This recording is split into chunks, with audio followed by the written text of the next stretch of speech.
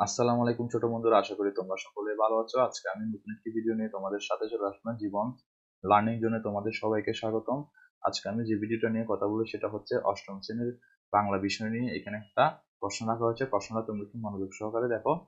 চলো শুরু করা যাক। ৭ মার্চ ১৯৭১ সালে বঙ্গবন্ধু শেখ মুজিবুর রহমানের দেওয়া ঐতিহাসিক ভাষণ ছিল বাঙালি জাতির মুক্তির দিশারি। রাজপথ ময়দানে লাখো জনতার সামনে বঙ্গবন্ধু বজ্রকণ্ঠে ঘোষণা করেন, এবারের সংগ্রাম আমাদের মুক্তির সংগ্রাম, এবারের সংগ্রাম স্বাধীনতার সংগ্রাম। তার এই ভাষণ বাঙালির স্বাধীনতার চেতনা জাগ্রত করে এবং মুক্তিযুদ্ধের প্রস্তুতি গড়ে তোলে। বঙ্গবন্ধুর দৃঢ় নেতৃত্ব, সাহসিকতা এবং দেশপ্রেম জাতিকে ঐক্যবদ্ধ করে তোলে। তার সেই মহান ভাষণ আজও আমাদের স্বাধীনতা ও জাতীয় চেতনা প্রতীক হিসেবে অনুপ্রেরণা যোগায়। বাংলাদেশের স্বাধীনতার পথে বঙ্গবন্ধুর এই ভাষণ অমর ও অবিস্মরণীয়। এখানে কাজ একে কিছু একক কাজ দেওয়া হয়েছে। প্রথমে আসি, এই এই ভাষণের 3টি গুরুত্বপূর্ণ কথা নিজের ভাষায় লেখো। তারপর বলা হয়েছে বাংলাদেশের মানুষের মুক্তির আকাঙ্ক্ষা বঙ্গবন্ধুর এই ভাষণে কতটুকু প্রতিফলিত হয়েছে। 3 নম্বরে বলা হয়েছে সাধারণ গদ্য রচনা থেকে ভাষণ কোন দিক থেকে আলাদা। আচ্ছা, এখানে কাজে 2-এ কিছু দলগত কাজ দেখানো হয়েছে। দেখো, বঙ্গবন্ধুর উদারতা ও মানবিকতার গল্প শুনে তোমার মধ্যে কি পরিবর্তন এসেছে। বঙ্গবন্ধুর এই গল্প শুনে তোমার মধ্যে কি কি পরিবর্তন আসবে 3 বন্ধু তালিকা করে দেখাও। আচ্ছা, এটা তোমাদের তালিকা করে দেখাতে হবে পরীক্ষায়। কাজ 3-এর মধ্যে একক কাজে বলা হয়েছে ৭ মার্চের ভাষণ শিরোনামের রচনা থেকে কি কি কারণে প্রায়োগিক লেখা বলা যায়।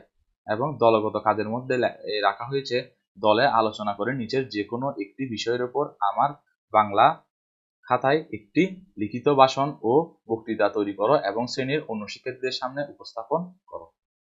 তারপর এখানে একটা সংলাপ দেওয়া হয়েছে, ডাক্তার আপনি কেমন আছেন, কি সমস্যা হয়েছে। রোগী আমি ভালো নহি, জ্বর ও গলা ব্যথা অনুভব করিতেছি। ডাক্তার এই সমস্যা কতদিন হইতেছে।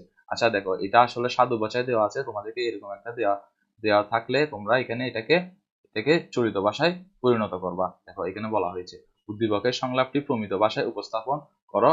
প্রথমে তার একটি লিখিত খসড়া তৈরি করো, তারপর প্রমিত উচ্চারণে সেগুলো পাঠ করো। এখানে তোমাকে প্রথম লাইনে বলে দেওয়া হচ্ছে, বাকিটা তোমরা খাতায় লিখবা।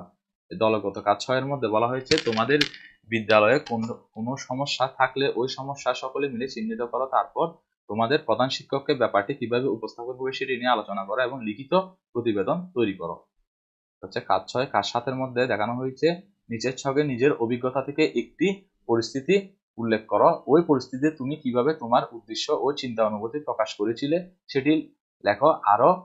আর কিভাবে প্রকাশ করলে এই উদ্দেশ্য ও চিন্তা অনুভূতি প্রকাশ আরো ভালোভাবে হতে পারতো বলে মনে করো। লেখা হয়ে গেলে সহপাঠীদের সাথে আলোচনা করো এবং তাদের মতামত দাও। ধন্যবাদ ভিডিওটা দেখার জন্য। তোমরা যদি আনসার শিটটা পেতে চাও তাহলে সবাই কমেন্ট করো, আমি এটার আনসার শিটটা তৈরি করব। Thank you for watching this video.